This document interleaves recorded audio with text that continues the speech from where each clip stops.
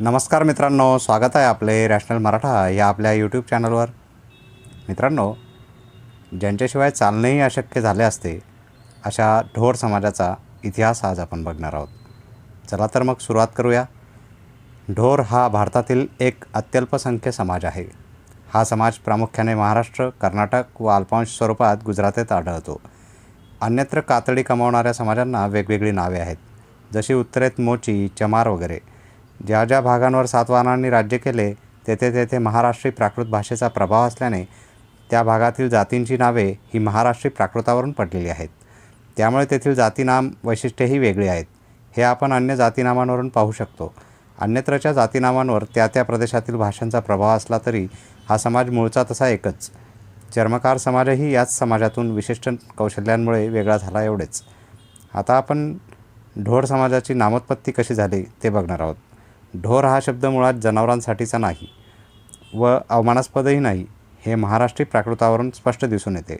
मूळ शब्द डहर असा असून त्याचा अर्थ पाणवठे, डोह, तळी या नजीक व्यवसाय करणारे लोक असा आहे. आणि ढोर समाजाचा पुरातन कातडी कमवायचा व्यवसाय पाहता व त्यासाठी विपुल प्रमाणात पाण्याची असलेली गरज पाहता त्यांचा व्यवसाय हा मुबलक पाणी उपलब्ध असलेल्या ठिकाणी स्थिरावला असणेही सहज स्वाभाविक आहे. ड हा शब्द पुढे डोह म्हणजे पाण्याचा बनला व डोहरचे कालौघात बदललेले रूप म्हणजे ढोर हे होय. आजही ग्रामीण भागात डोहाला डव वा ढव असेच संबोधतात. गुरे डोहात अपरिहार्यपणे जातातच म्हणून गुरेढोरे हा शब्द प्रचलित झाला व जणू काही ढोर म्हणजे जनावरे असा चुकीचा अर्थ प्रचलित झाल्याचे स्पष्ट दिसते. यातूनच ढोर समाजाला हा शब्द अवहेलनात्मक अर्थाने वापरला गेल्याचा समज असल्याचे दिसून येते, पण ते मूळ वास्तव नाही. डोहानिकट वा जलाशयानिकट व्यवसाय करणारे ते डोहर तथा ढोर होत. या समाजाचे मानवी इतिहासात अत्यंत मोलाचे स्थान आहे. या समाजाने 18व्या शतकातील औद्योगिक क्रांतीपर्यंत पुरातन काळापासून मानवी जीवन, युद्धशास्त्र, प्रवास व एकूणातील अर्थव्यवस्थाही समृद्ध करण्यात मोलाची कामगिरी केली आहे. हे पुढे सिद्ध होईलच.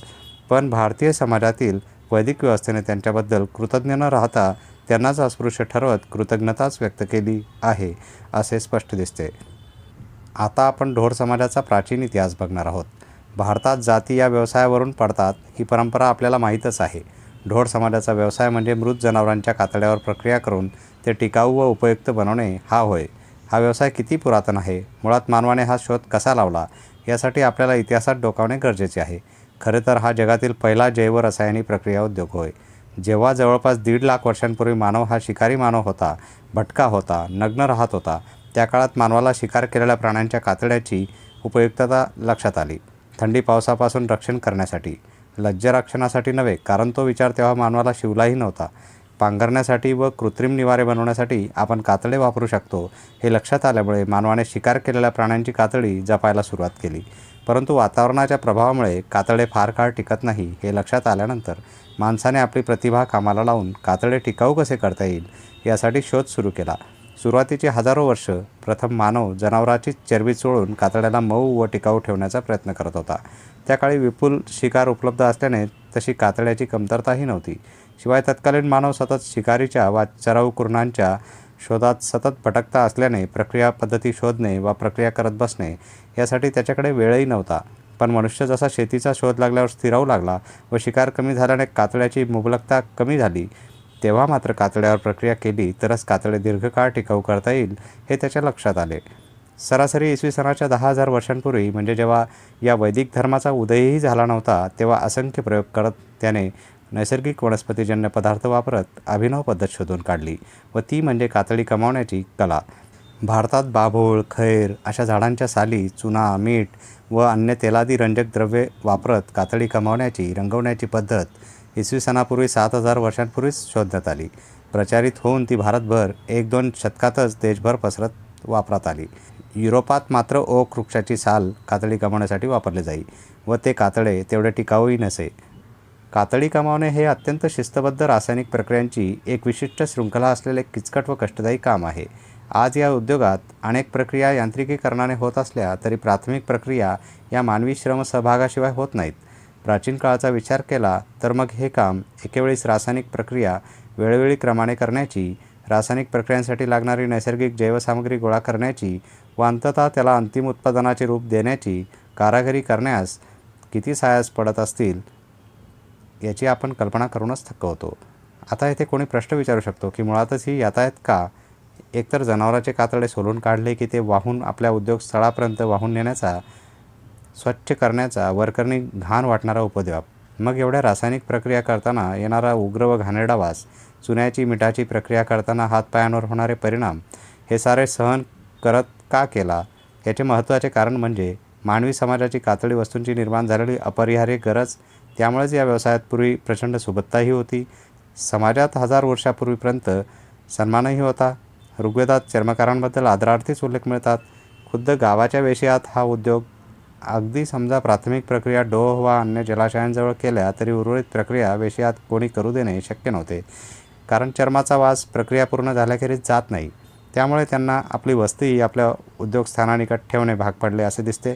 परंतु त्याचाच पुढे समाजाने गैरफायदा घेऊन या समाजालाही अस्पृश्य ठरवून टाकले गेले. खरे तर या व्यवसायाखेरीज मानवी जीवन सुसह्य होऊच शकत नव्हते. चर्मप्रक्रिया उद्योग तसा जगभर व तोही प्राचीन काळापासून अस्तित्वात असला तरी तिकडे अशी अमानवी वागणूक या उद्योगातील लोकांना दिली गेल्याचे एकही उदाहरण मिळत नाही. परंतु भारतीय समाज हा कृतज्ञ असल्याने या व्यवसायींना मात्र अमानुष वागणूक दिली गेली हे येथे विसरता येत नाही. आता आपण ढोर समाजाचे समाजाला काय योगदान लाभले याबद्दल बघणार आहोत. या उद्योगाचे मानवी जीवनाला नेमके काय योगदान आहे हे प्रथम आपण पाहूयात. त्याशिवाय ढोर समाजाचे महत्त्व समजणार नाही. कातडी कमावल्यामुळे विविध प्राण्यांची कातडी कमावण्यासाठी वेगवेगळ्या पद्धती वापराव्या लागतात. पादत्राणे, घोड्यांचे जीन, लगाम, बैलगाड्यांसाठी बैलांच्या टिकाऊ व मजबूत वाद्या बनवता आल्या. सैनिकांसाठी शिरस्त्राणे, हस्तबचावक, चामडी चिलखते, ढाली बनवता येऊ लागल्या व युद्धतंत्रात मोठा बदल झाला. लिखित संदेश पाठवण्यासाठी व अगदी ग्रंथलेखनासाठीही चामड्याचा वापर होऊ शकला. अशा हजारो चामड्यावर लिहिलेल्या ज्यूंच्या धार्मिक लेखनाच्या गुंडाळ्या तेल आरमाना येथे सापडल्या आहेत. एकेकाळी तर चामड्याचे तुकडे हेही चलन म्हणूनही वापरत होते. शेतीसाठीची अनेक अवजारे ते जलस्रोतासाठी लागणाऱ्या मोठी चामड्यापासून बनू लागल्या. त्यामुळे शेती उत्पादन वाढायला मदत झाली. फॅशनमध्ये आजही कातडी वस्तू प्रचंड मागणीत असतात. अगदी ग्रंथांच्या बांधणीतही कातड्याचा उपयोग अगदी अलीकडेपर्यंत केला जात असे. पाण्याच्या पखाली, तेलाचे मद्याचे बुधले कमावलेल्या चामड्यापासूनच बनत होते. गृहसजावटीतही विविध प्राण्याच्या चामडी वस्तूंना प्राधान्य मिळाले. अशी असंख्य उदाहरणं देता येतील. थोडक्यात चर्मोद्योगाने मानवी जीवनाला सुसह्य व उच्चभ्रू बनवण्यात मोलाचा हातभार लावला.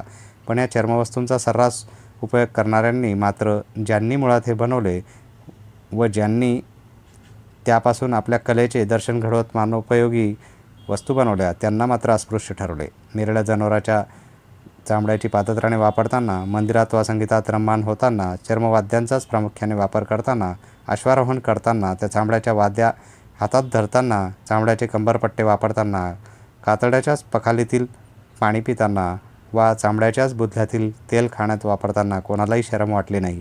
पण असो, तर हा समाज आद्य जैवरसायनिक प्रक्रियेचा शोध लावत मानवी जीवनात अत्यंत मोलाचा हातभार लावणारा, भारतीय अर्थव्यवस्थेलाही पुरातन काळापासून हातभार लावणारा समाज आहे.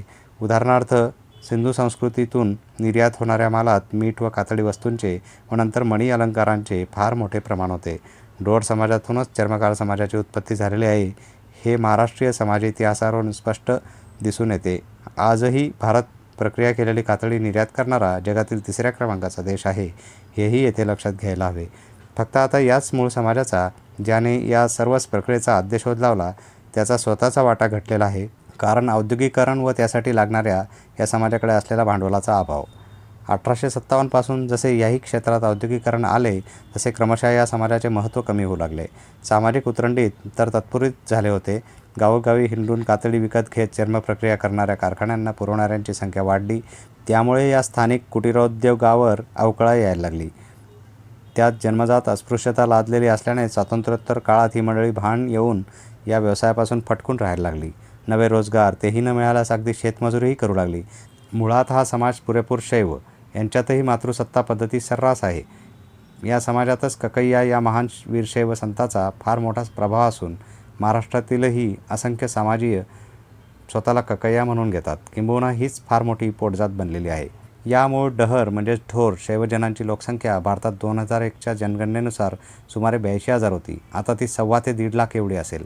या समाजातून आता अनेक विद्वान, शास्त्रज्ञ ते संगणक तज्ज्ञ पुढे येऊ लागले आहेत. राजकारणात म्हणावे तर सुशीलकुमार शिंदे व त्यांची कन्या देशप्रसिद्ध आहेतच. याचाच अर्थ असा की या समाजाने आपला व्यवसाय जरी आधुनिकीकरणाने हिरावला गेला असला तरी जिद्द सोडलेले नाही. खरे तर सुशीलकुमार शिंदेंनी आपल्या समाजासाठी खूप काही करायला हवे होते अशी अपेक्षा असायला हरकत नाही. पण याचा दुसरा अर्थ असाही आहे की त्यांनी स्वजातीयांचाच अन्य नेते पाहतात त्याप्रमाणे स्वार्थ पाहिला नाही.